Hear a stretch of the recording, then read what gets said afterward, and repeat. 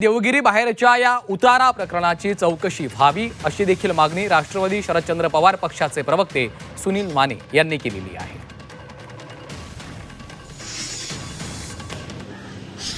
माननीय उपमुख्यमंत्री अजितदादा पवार यांच्या बारामती आणि मुंबईतील देवगिरी निवासस्थानाच्या बाहेर जादूटोणा करण्यासंदर्भातल्या ज्या काही वस्तू असतात त्या सापडल्या होत्या। हा कॅप्टन खरात आणि त्याच्याशी संबंधित असलेल्या लोकांनी हा उपद्व्याप केला होता का?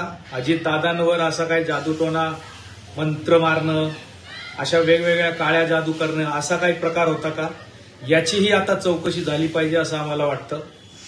अजितदादांच्या संदर्भात जे काही संशयाची वेगवेगळे मुद्दे, एलिमेंट्स आहेत, त्यात कॅप्टन खरात, त्यांच्या संदर्भातले अनेक लोक हे यात सहभागीत आहे का?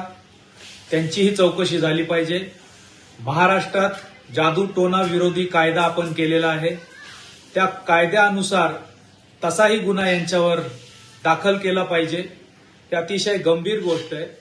महिला अत्याचाराच्या गुन्ह्यांसंदर्भात जी चौकशी चालू आहे त्यात या गोष्टींचाही समावेश झाला पाहिजे अशी आमची मागणी आहे।